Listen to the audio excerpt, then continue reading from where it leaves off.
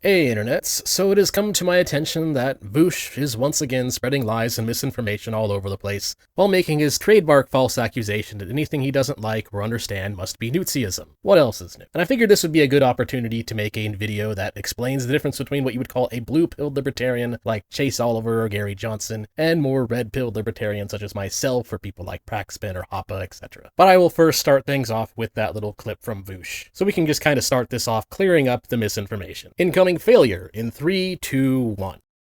American libertarianism has been pretty blighted historically. The Libertarian Party has been kind of, all over the place. Now, the Mises Caucus is a wing of the Libertarian Party that has been trying to, and I'm not going to overstate the case here, Nazify it.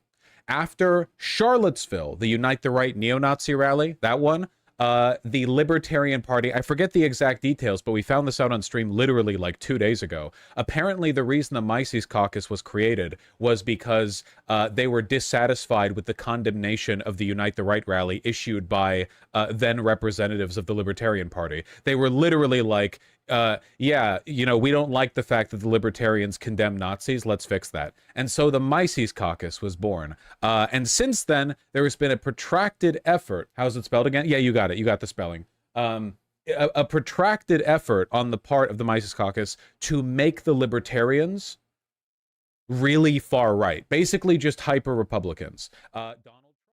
So yeah, notice how Vaush tossed in the statement that he forgot the exact details. That's your first sign that he's basically just giving himself a license to outright lie to you. I've watched enough of Vaush's content to know that whenever he says something like this, whenever he effectively admits that he doesn't actually know what he's talking about, that's really just rhetoric to give himself an excuse to say whatever the heck he wants, regardless of whether or not it's true. It is just a rhetorical trick to lie and get away with it. And anyways, on top of that, like pretty much all midwit takes, there is a very small nugget of truth for which Vaush is pedantically correct here. It's true that the Mises Caucus is relatively new and was founded in 2017, and that it did indeed coincide with the timing of the Unite the Right rally. But that's pretty much where any semblance of truth in what he said ends, and total BS begins. Now, first of all, the Mises Caucus's goal isn't to turn the Libertarian Party into Republicans, much less Newtsies. The goal is to make the Libertarian Party more aligned with the Austrian School of Economics, rather than the Chicago School. In other words, what the Mises Caucus's goal is to do is really just push libertarianism further right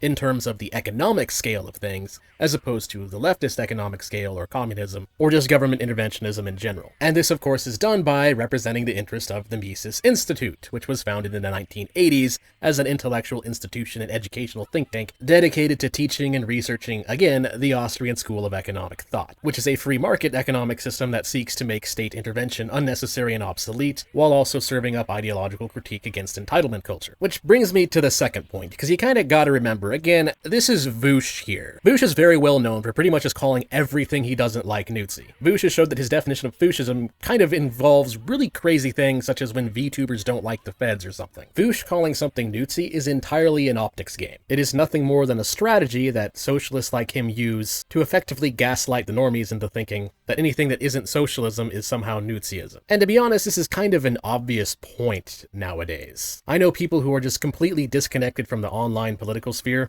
I know people who don't even watch or read the news pretty much at all and almost never go online. And even they are aware of the fact that the far left just calls everything they don't like Newtsy. The jig is pretty much up, everybody knows the game. Just about everybody is aware of this grift now. But the utter stupidity and dishonesty of this argument really needs to be emphasized in this particular case. Because while there's a lot of different definitions of Vaushism out there and academics argue about it all the freaking time, all of the definitions fundamentally center down on the agreement that it has some level of government influence. That a Newtsy state would either control the economy directly, or at the very least engage in a private state ownership partnership. And the entire core principle of the Mises Institute is that this state partnership and control over the economy shouldn't exist. So for Vaush to call Mises Newtsyism almost relies on a really bizarre definition of Newtsyism, where being a Newtsy is when you don't want the government doing stuff. I mean, it's almost comical at this point, the complete and total lack of anything remotely resembling a rational thought. But yeah, anyway, the point here is that the Mises Caucus is simply the political faction within the Libertarian Party that was propped up to push and represent the contributions of the Mises Institute to the LNC. However, it is important to point out that they are separate organizations. The Mises Caucus is not the Mises Institute. It is a separate political organization that just so happens to be comprised of people who agree with the research that is done by the Mises Institute. However, they are controlled and operated by different people. Now, I'm suspecting that the misinformation that Vaush is spreading here is probably coming from a cherry-picked take from Wikipedia, which, as I am recording this in 2024 of June, the Wikipedia article currently states this, that in August 2017, a feud between the Libertarian National Committee and the Mises Institute occurred in the aftermath of the Unite the Right rally. LNC Chairman Nicholas Sarwark criticized Mises Institute President Jeff Deist for an article he wrote for the think tank weeks before the rally that positively mentioned the term blood and soil, and criticized Tom Woods for defending Murray Rothbard's paleo strategy. Other members of the LNC accused the Mises Institute of being white nationalists and said there are no room for bigots and racists in the party, along with strong opposition to build a win in the party. And many Ron Paul supporters believing that the Libertarian Party had become more politically correct and pro-identity politics. This led to the formation and rise of the Mises Caucus. Now, the problem with this take from Wikipedia is that it's completely ignoring the context. To imply that it entirely came from Unite the Right and wasn't something that was actually a long time coming from things going on in the background of the Libertarian Party is very deceptive, and that's putting it lightly. While it is true that some people within the LNC started accusing those within the Mises Institute of being racist, bigoted, or whatever, the problem is those accusations were entirely unfounded and really stupid, and I'll go more into that a little bit later. Going back to what Vaush said, it's again just total misinformation. Nobody from either the Mises Caucus or the Mises Institute complained about the LNC condemning Nazis, and also being a paleo-libertarian is not the same thing as being a Republican. But I guess in order to truly explain why what Vaush is saying is incorrect here, I now have to get into the meatier and juicier topic of this video, which again is what the difference is between what you can call a blue-pilled libertarian and a red-pilled libertarian. And there's a lot of ways to define this, but the fastest way to draw the line is to ask a libertarian how they feel about Hans Hermann Hoppe. If they either don't know who the heck that is, or they show you immediate signs of disgust, you're probably dealing with a blue-pilled libertarian. And on the flip side, if they give a big thumbs up, then you're probably dealing with a red-pilled libertarian. Now, the reason for this is that Hoppe is one of the Austrian economists who has put quite a lot of work into the Mises Institute. Specifically, he's put a lot of work into explaining issues of right-wing theory and how it is necessary for libertarian theory in order for libertarianism to properly function. For example, explaining why freedom of association is very important to a libertarian society, and that laws that restrict the freedom of association, such as the Civil Rights Act of 1964, aren't actually a good thing, as they just give legal justifications for the state to enforce DEI policies. Yeah, for those of you who do not know, if you're kind of new to hearing what the libertarian right actually believes, we don't actually view civil rights as a good thing, and I've actually already made a video that shows why, and I'll link that at the end, because I know that that take tends to cause a little bit of confusion. But if the TLDR of it is that if you already don't like the equity crap that we're seeing being pushed into the mainstream, then you actually already dislike the Civil Rights Act, you just have yet to find out why. The way these kinds of laws are actually enforced is really just equity. Another common Hoppian take is how democracy just tricks people into thinking that they are free, when in fact they are not, and the democratic system ultimately results in violations of people's property rights, so long as enough plebs can be convinced to vote for it. Which is unfortunately a lot easier to do than you would think, since it has been proven that voters in general do not make rational decisions. And that as long as democracy exists, open borders isn't really something the Libertarian Party should be pushing for, since it creates this perverse incentive for a major party to simply import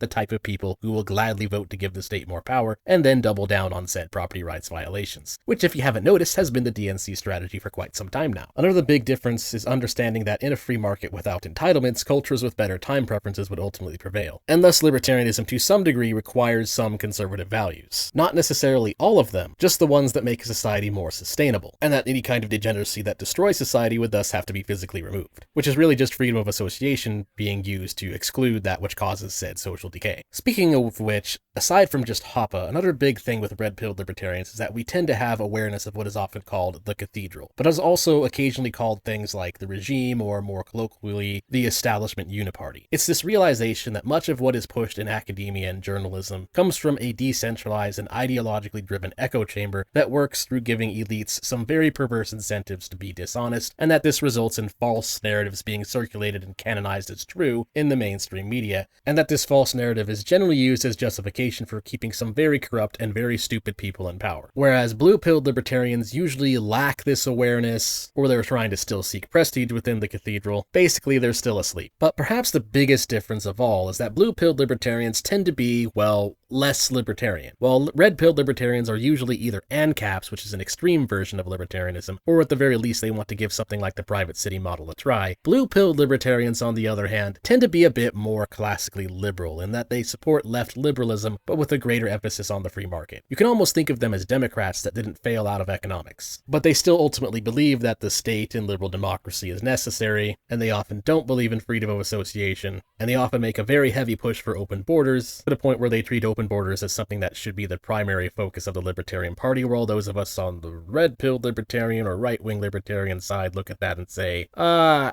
about not? Now, there is some overlap here. Occasionally you will find blue-pilled Libertarians that agree with Hoppe on just about everything, but still don't like him, or still refuse to acknowledge the cathedralite problem, or they still believe in liberal democracy to some degree. And occasionally you will find some red-pilled Libertarians who agree with everything in the Mises Institute, and largely align with the Mises Caucus, except they still think that they should support open borders or something on principle, even knowing full well that it was just collapsing the system. But for the most part, you can kind of draw a pretty reliable line between blue-pilled and red-pilled Libertarian, based on their opinion on Hoppe. And as for Chase Oliver, well, he's a pretty standard blue-pilled Libertarian. He's an ex-Democrat who got disillusioned with their slow march towards socialist death, but still believes the state should exist and enforce DEI, and increase LGBT rights, etc., etc. Which, on that note, this is a pretty good subject to give an example as to what the difference is between the libertarian right and tradcons and others as well. When it comes to the LGBT trans ideology or gender ideology question, a tradcon might say that LGBT should be legally restricted from practicing their, well, you know. And a lefty, on the other hand, and often many blue-pilled libertarians, will say that people should be legally restricted from almost the opposite. They should be legally restricted from not accepting or not tolerating LGBT individuals. Or in other words, that the state should act as some kind of nanny that forces everybody to get along at gunpoint. Whereas a red-pilled libertarian or right-wing libertarian will say that both of these are wrong. We will say that LGBT individuals should be allowed to exist and should be allowed to practice their lifestyle, and that LGBT individuals have the exact same property rights as everybody else, and that tradcons thus do not have the right to take their freedom away. However, on the other hand, we believe in total freedom of association. We believe that it is evil and wrong for the cake shop to be forced to bake that cake. We do not believe that the nanny needs to exist.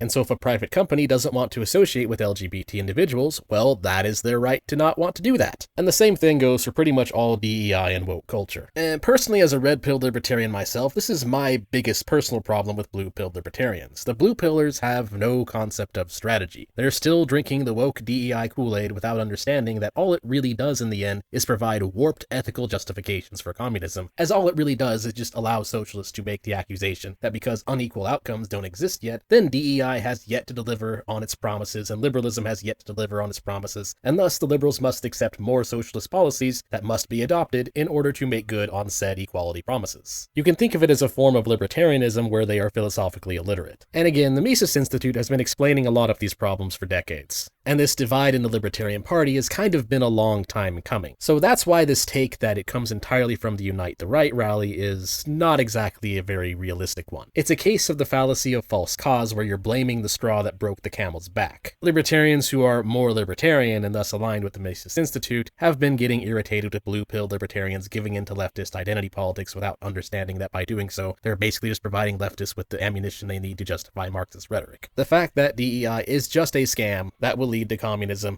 has been known for a long time, and thus Vaush's take is something that can really only be said by a low-information individual with very little to no understanding of what's actually going on in the Libertarian Party. But then again, we are talking about a socialist here who is very well known for just calling everyone to the right of himself a Nazi. So this misinformation spiel about the Mises Caucus could just be another case of intentional sophistry on his part. And to any blue-pilled libertarians who are watching this and are getting a little bit offended by what I'm saying, I recommend very strongly that you watch the entire video that Vaush made, and just see for yourself how socialists view your strategy, or lack thereof in this case, as useful to their cause. I don't dislike you. I'm glad that you've at least realized that a free society needs to focus on a free market, but seriously, come on. But to be honest, it doesn't really matter. Hopefully I've explained to people why he's wrong. And hopefully everybody watching this video now has a somewhat better idea of what's going on with libertarian ideology and the different factions within it. So I'll leave it at that. Thanks for watching. If you enjoyed the video, feel free to like, subscribe, or comment for the algorithm. And if you really enjoyed it, you can support me on Ko-Fi, Subscribestar, or you can buy a shirt for me in the merch store. Which again, there is a sale going on this month for OK Journo and Gamers Rise Up, which will be going along with a new high effort video I'll be releasing very shortly. But again, that is all. Till next time.